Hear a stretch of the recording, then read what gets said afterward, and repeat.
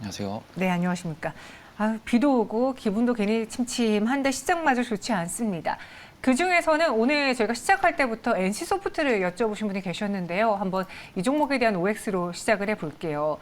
현재 구간 급락하고 있습니다. 근데 NC소프트의 주가가 최근에 주식을 시작하신 분들이라면 예전에 거의 100만 원 왔다 갔다 했다는 걸 믿지 못하실 거예요. 그 정도로 많이 떨어진 상황인데 하반기에는 어떻게 될까요? 두 분에게 의견 여쭤보겠습니다.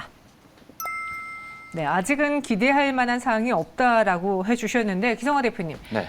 NC소프트 사실 회사의 가치는 큰 변함이 없다고 생각했는데 물론 여전히 네. 대작들은 잘 하고 있고 네. 가격대가 왜 100만 원에 육박하던 게 이 가격까지 떨어진 걸까요? MMORP 강자 회사로서 저 중장기적으로는 좋게 보고 있는데 레포트가 최근에 워낙 안 좋게 발표가 됐습니다. 해서 시장 대비 조금 낙폭이 과하다라는 좀 생각도 갖고 있고요. 매출로 보시면 사실 하락세 초입 증상은 맞습니다. 매출 하락 전환을 했고 출시한 지 지금 6개월이 지난 리니지 W가 지속적으로 매출이 떨어지고 있기 때문에 전체 매출에 지금 영향을 주고 있는 것으로 보여집니다. 지금 일평균 매출액이 전분기보다 40% 넘게 떨어졌고요. 리니지2M은 일평균 매출액이 전분기보다 20% 이상 하락할 것으로 예상이 되고 있습니다. 그래서 단기적으로는 좀 보수적으로 의견을 드릴 수가 있겠는데 좀 중장기적으로는 신작 출시에 대한 기대감이 계속 유효한 상황입니다. 연말이긴 하지만 TL, 스로넨 리버티의 출시를 12월로 가정을 했을 때 4분기부터 조금 영업이익이 개선될 수 있을 것이다 라고 생각을 하고 있고 출시 일정에 따라서 이익 반등 시기는 조금 달라지겠지만 조금 길게 본다면 매수 의견은 또 오로 드리고 싶습니다. 장르라든지 시장 확장을 계속 하기 위해서 R&D라든지 연구 개발을 지속적으로 또 하고 있습니다. 하지만 신작에서 성과를 내기까지 좀 시간이 걸리기 때문에 지금 당장은 보수적으로 의견 드리도록 하겠습니다. 네, NC소프트 현재 구간에서도 이제 가격이 많이 내려왔다고 매력적으로 보이는 순간은 아닌 것 같습니다. 그럼 현재 구간 갖고 계신 분들의 경우에는 그냥 보유하는 수밖에 없습니까? 그렇죠. 아무래도 이미 떨어지고 있다 보니까 네. 뭔가 지금 손을 놓기보다는 그래도 좀 끝까지 좀 가져가 보시는 건 어떨까 생각이 들고 아무래도 신작에 대한 기대감을 좀 부응하지 못한 모습들이 게임주들의 저전 움직임을 좀 보여주고 있는 것 같아요. 그래서 NC소프트 같은 경우에는 하반기에 나오는 게임이 정말 재미있을 수도 있다라는 그런 이슈가 나오는 부분을 조금 확인을 해보고 그에 좀 동조를 해서 외인과 기관의 수급이 좀 변화가 되고 주가 추세가 좀 변하는 모습이 확인이 된다라고 하면 그때 새롭게 접근해보는 방법도 나쁘진 않고 기존 보유하고 계신 분들이라면 일단은 모든 종목 업종이 다 하락하고 있으니 일단은 갖고 계시는 게 낫다고 판단이 됩니다. 네, 조금 전에 저희 채팅방에 오신 분이 지금 이 종목 하나로 한 40에서 50% 손실을 보고 있다고 하셨거든요. 그런 분들이야말로 현재 구간의 손절은 실익이 없어 보입니다. 네. 말씀해 주신 것처럼 하반기에 신작을 기대하는 수밖에 없어 보이고요. 따라서 신규 접근은 X, 갖고 계신 분들의 경우에는 보유 의견 주셨습니다. 두 번째 종목 만나볼게요. 이번에는 BGF 리테일인데 인플레이션이라든가 이것의 수혜, 리오프닝의 수혜다라는 이야기가 붙었더라고요.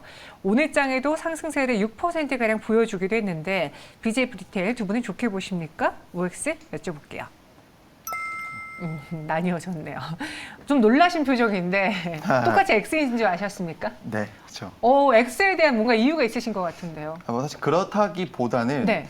아무래도 저도 사실 중장기적으로는 O를 사실 말씀드리고 싶었어요. 그래서 좀 설명을 드리자면 이제 최근 유통 관련 종목들 중에서 인플레이션에 좀 잘 대응하는 기업이 있고 잘 못하는 기업이 있다라고 생각을 합니다. 그렇죠. 대표적인 기업은 오리온이나 SPC 삼립 그리고 이제 LX 인터내셔널 등이고 BGF 리테일도 그 뒤를 좀 따라가고 있는 것으로 좀 확인이 돼요. 그래서 리포트를 조금 보면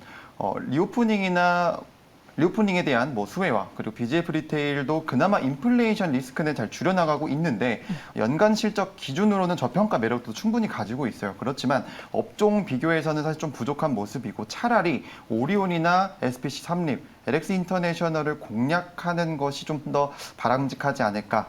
라고 생각이 들고요. 그리고 투자자들의 소비 위축에도 불구하고 출점 진행 자체가 원활하게 진행되고 있고 판가 전가가 원활하게 진행되고 있다는 그런 내용들이 사실 나온다라고 하면 좋은데 그런 내용은 지금 확인되지 않고 있는 상황입니다. 그래서 BGF 리테일에 대해서는 중기로 봤을 때는 좋지만 현재 구간에서는 약간 쉬었다가 사겠다라는 의견이시고요. 대표님은 5를 주셨습니다. 네. 사실 저도 요즘에는 대형마트보다는 편의점을 많이 가는 것 같아요. 네. 근데 앵커님, 또 네, 근데 궁금한 게요, 네. 죄송한 게요. 이게 물가가 계속 오르다 보면은 조금이라도 더 싼 데를 찾기 위해서 편의점보다는 또 대형마트로 가지 않을까 싶기도 한데. 네, 뭐 그렇게 생각할 수도 있습니다만 실제로 데이터들을 보면 네. 지난해로 봤을 때 대형 마트 3사의 매출을 지금 편의점 3사가 앞질렀습니다. 굉장히 의미 있는 데이터라고 생각을 하고 인플레이션이라는 게 단순히 보면 이 제품 가격이 오르기 때문에 그동안은 수요가 좀 비탄력적이었던 생활 필수품들 위주로 이제 대형 마트라든지 뭐 슈퍼, 편의점 같이 뭐 수혜를 볼 수가 있었습니다. 하지만 그 이상으로 우리가 기대했던 것보다 인플레이션이 더 극심하게 올라갔을 때는 지갑이 좀 다치게 됩니다. 꼭 필요한 물건들만 사게 되는 것이죠. 그렇죠. 그래서 대형마트부터 실적에 조금 부진한 영향을 미칠 수가 있습니다. 카트를 큰 거 쓰지 않고 꼭 필요한 것만 사용을 할 수가 있기 때문에 이런 것들이 조금 영향을 미치는 것 같고 최근에 또 신조어가 생겼어요. 이 장포족이라 해가지고 네. 장을 포기하는 족 해가지고 뭐 이렇게 굉장히 비용이 많이 들게 되는 대형마트는 찾지 않게 되는 어떤 흐름들이 계속 나오고 있습니다. 수치를 조금 정확하게 보시더라도 지금 런치플레이션까지 겹쳐져가지고 편의점에서 점심을 해결하는 직장인들도 계속 늘고 있거든요.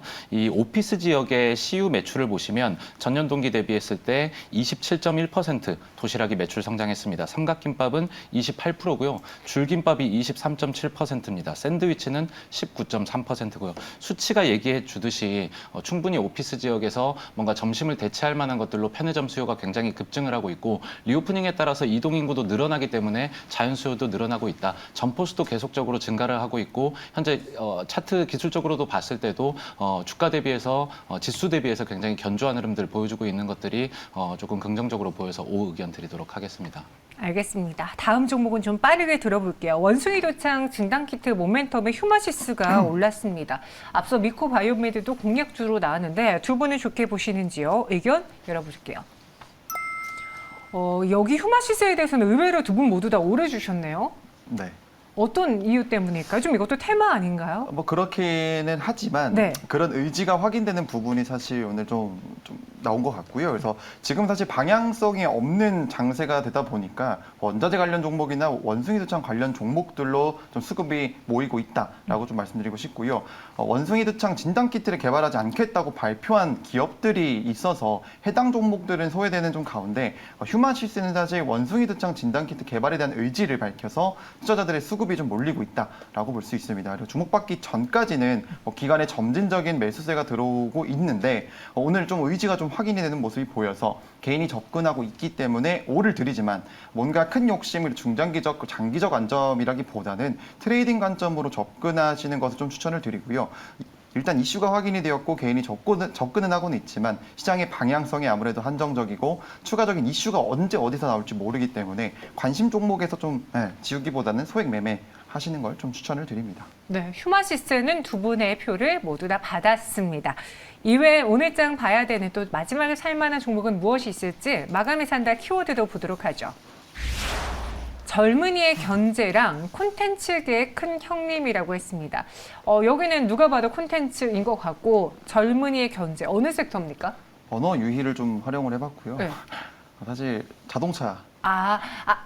알겠습니다. 아시겠습니까, 젊은이? 아직 모르겠습니다. 그러세요? 센스가, 네, 알겠습니다. 어떤 종목인지 열어보도록 할게요. 스튜디오 드래곤과 현대차인데 젊은이 독일에 가지고 그러신 것 같아요. 맞습니다. 예. 현대차가 사실 어제 그 뉴스가 나오고서는 빠졌다가 네. 오늘장은 뭐 현대차, 기아 혹은 뭐 자동차 부품주들이 좀 반등이 나오려고 하는데 왜 이게 젊은이들의 견제라고 보셨습니까? 악재가 아닌? 일단 이제 젊은이 이제 독일 말씀하신 거 맞고요. 네. 일단 어제 급락을 좀 보였습니다. 현대차, 기아차의 급락이 좀 나왔는데 그 이유가 독일 현대차 그룹 불법 배기가스 조작 혐의 때문에 압수수색이 들어왔다라는 이슈로 급락이 좀 보였습니다. 개인적인 생각으로는 독일 검찰의 조사는 현대차를 좀 견제하기 위한 독일 정부의 불안감의 표현이라고 저는 좀 생각이 좀 들더라고요. 좀 조심스럽지만 이를 좀 반대로 생각을 해보면 현대차 그룹이 유럽에서 독일 자동차를 위협할 만큼 정말 잘하고 있다. 저는 좀 해석이 됩니다. 그래서 현대차 그룹에 뭐 기대하는 것은 사실 디젤 이슈가 아니고 디젤이라는 과거가 아닌 미래 전기차 시장에 대한 선전이라고 저는 생각을 해요. 그래서 오늘 이슈가 또 나왔는데 현대차의 전기차인 아이오닉 5가 가장 경쟁력 있는 모델로 선정됐다는 이슈가 나왔습니다. 그 승리 요인이 EGMP 기반의 800V 뭐 초고속 충전 기술이 이제 승리 요인으로 나와 있는데 전기차에는 사실 엔진 변속기가 필요가 없고 그리고 부품 수도 내연기관 차에 비해서 굉장히 적습니다. 3분의 1 정도 가량은 적은데 내연기관 플랫폼을 사용해서 만약에 차를 완성하게 된다라고 하면 전기차를 불필요한 공간이 너무 많아지기 때문에 충분한 성능을 내기 어렵습니다. 전용 플랫폼, 이 EGMP 기반의 플랫폼은 뭐 SUV, 세단, 다양한 종류의 차를 생산할 수 있기 때문에 최적한 공정을 좀 갖춰서 생산 효율을 높일 수가 있고 이 플랫폼은 스케이트보드처럼 하단부부라고 생각하시면 됩니다. 그렇기 때문에 배터리를 꽉 채울 수 있다는 장점, 그리고 플랫폼을 좀 늘리고 줄일 수 있다는 장점이 있기 때문에 뭐 중형급부터 대형급까지 모두 커버가 가능하다라는 그러한 장점이 있습니다. 그래서 저는 전기차 같은 경우에는 배터리가 차지하는 비중이 굉장히 크기 때문에 이 전용 플랫폼이 굉장히 중요하다. 그래서 테슬라 다음으로 정말 잘하고 있다라고 생각이 들어서 좀 추천을 드리게 되었습니다. 네, 현대차의 그래서 가격은요. 목표 주가가 20만 원, 손절가 16만 원으로 네, 제시를 드렸습니다. 제가 도고동문학과를 나왔거든요. 그래서 바로 바로 눈치를 챌 수 있었고요. 네. 기성화 대표님은 네.